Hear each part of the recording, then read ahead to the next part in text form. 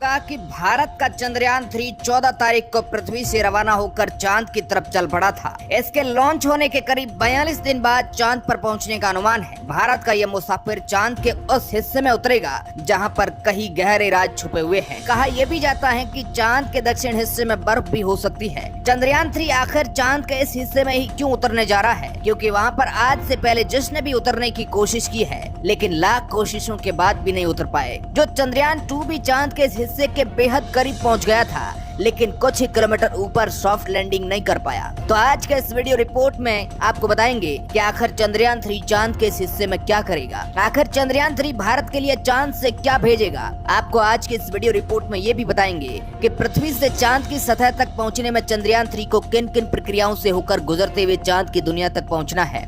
आप देख रहे हैं आर मीडिया नेटवर्क और मैं हूं आपके साथ सुरेश सांचूरी। कहानी की शुरुआत होती है 14 जुलाई को। दोपहर के 2:35 का समय था।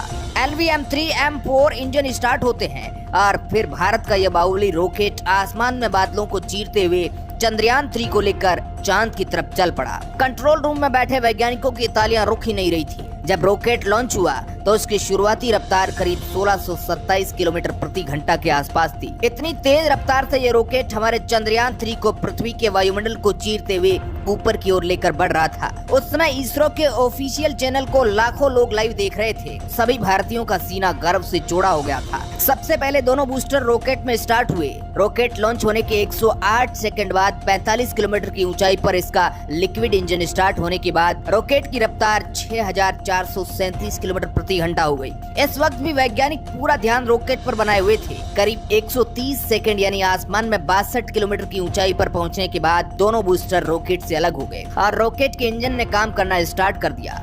यहाँ पर आपकी जानकारी के लिए बता दें कि रॉकेट को अलग करने का काम मशीनों के द्वारा किया जाता है। दोनों बूस्टर के अलग होने के बाद रॉकेट की रफ्तार 7000 किलोमीटर प्रति घंटा पहुँच गई। इसके बाद जो दोनों बूस्टर रॉकेट से अलग हुए थे, उनको इसरो के वैज्ञानिकों द्वारा सॉफ्टवेयर के माध्यम से नीचे समंदर में गिरा दिया गया ताकि कोई नुकसान ना हो। और फिर रॉकेट का मेन इंजन चंद्रयान 3 को लेकर अपनी मंजिल की ओर आगे बढ़ गया। करीब 196 सेकंड पर रॉकेट से दोनों ही शील्ड अलग हो गई, यानी कि अगले हिस्से में से दोनों शील्ड अलग हो गई। इन शील्ड को इस वजह से अलग किया गया क्योंकि यान 114.8 किलोमीटर की ऊंचाई प्राप्त कर चुका था। 307 सेकंड पर रॉकेट से लिक्विड इंजन अलग हुआ।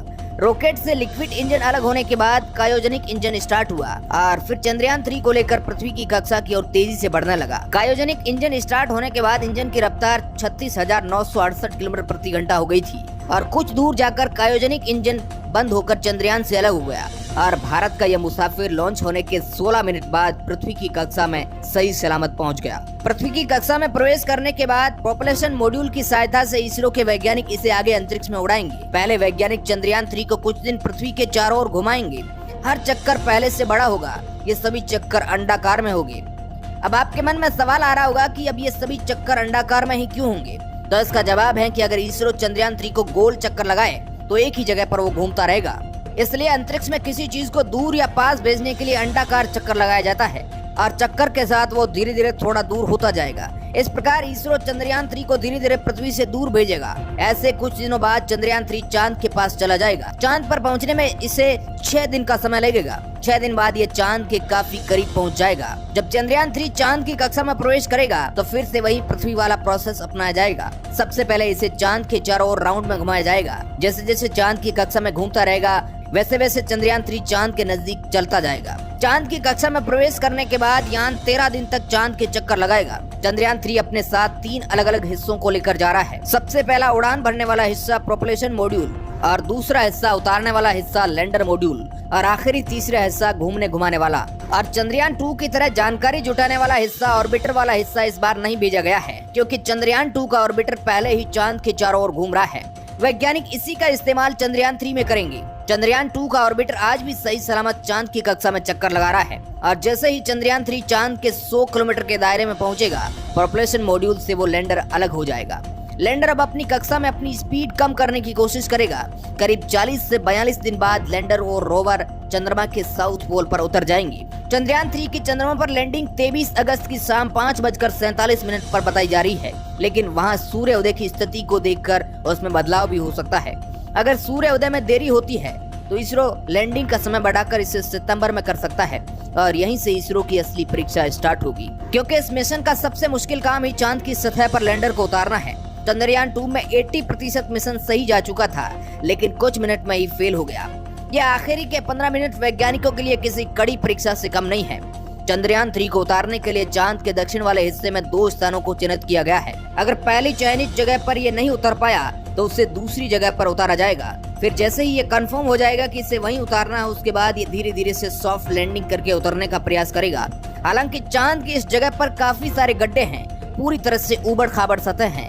कई बार लैंडर ऊबड़ खाबड़ सतह की वजह से भी यहाँ पर कंफ्यूज हो जाते हैं। एक बात ये भी है कि चांद का यह हिस्सा वैज्ञानिकों से अनजान है, क्योंकि चांद के दक्षिण वाले हिस्से के बारे में हमारे पास ज्यादा जानकारी मौजूद नहीं है। हालांकि ऊपर ऑर्बिटर से ली गई जानकारियां हैं, क्योंकि इससे पहले वहां पर कोई उतर ही नहीं पाया था। चंद्रयान 2 के बाद इजराइल ने भी वहां पर उतरने की कोशिश की थी, लेकिन उसका भी अंतरिक्ष यान क्रैश लैंडिंग कर गया। लेकिन इस बार भारत के वैज्ञानिकों ने पूरी तैयारी के साथ चांद पर उतरने का प्लान बनाया है। चंद्रयान 2 में जो गलतियां हुई थी उन सभी को सुधार करके पूरे जोश के साथ उतरेंगे और फिर जब ये मुसाफिर चांद की जमीन पर सही सलामत उतर जाएगा, इसके बाद वैज्ञानिकों की कमांड के जरिए लैंडर के अंदर से रोवर बाहर निकलेगा, जो कि चंद्रमा की सतह पर घूमकर कई राज खोलने वाला है और इसी पल का वैज्ञानिकों को बेसब्री से इंतजार है। इस बार भी लैंडर का नाम विक्रम रखा गया है और रोवर का नाम प्रज्ञान है। प्रज्ञान रोवर कई उद्देश्यों को लेकर चांद पर गया है। रोवर वहां पर घूमकर चांद की सतह पर रासायनिक तत्वों और मिट्टी, पानी के कणों जैसे प्राकृतिक संसाधनों के बारे में कई महत्वपूर्ण खुलासे करने वाला है,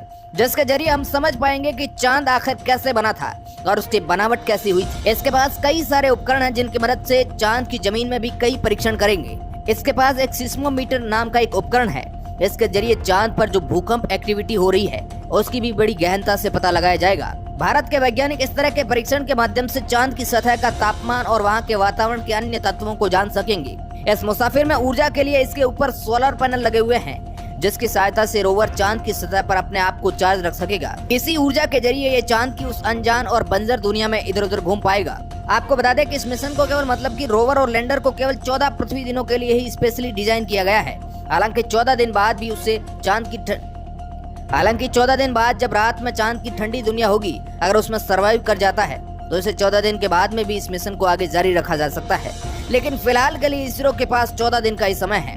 चांद के उस हिस्से में बर्फ के रूप में पानी होने की भी बहुत ज्यादा संभावना है और अगर बर्फ जमी हुई है तो उसके अंदर कुछ तो ऐसा हो सकता है जो हमारे लिए बहुत बड़ी कामयाबी हो सकती है। चंद्रयान 3 भारत के हर नागरिक के लिए किसी बड़े सपने से कम नहीं है।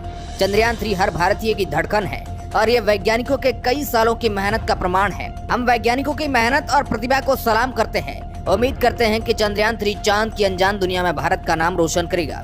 आज के इस वीडियो रिपोर्ट में बस इतना ही। Bureau report, are media network.